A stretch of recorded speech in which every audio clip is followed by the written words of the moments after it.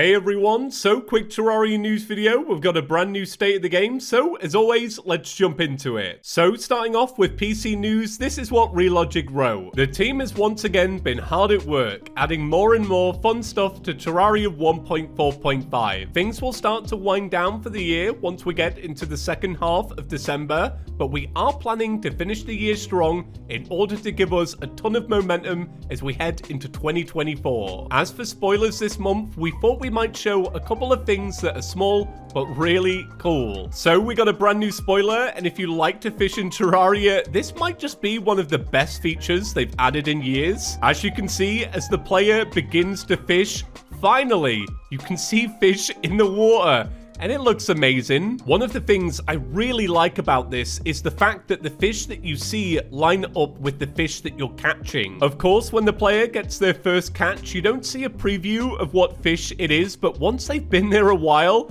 the fish that they're catching actually lines up with the fish you can see in the water.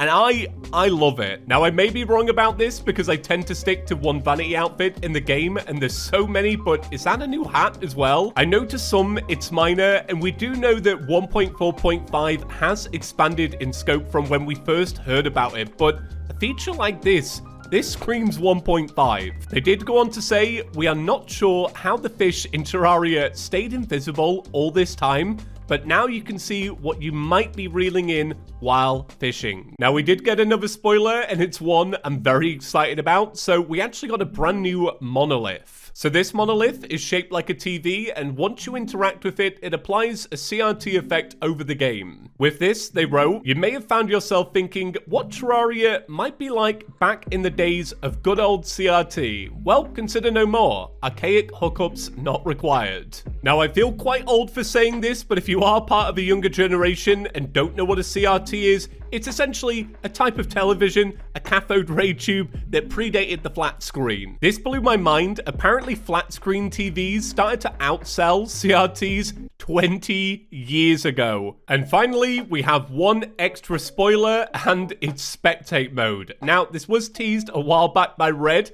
and once you see it in action, you'll be like, where was this? Where was this years ago? So they wrote, know what sucks? Having to stare at your dead character, not even knowing how that epic boss fight is going.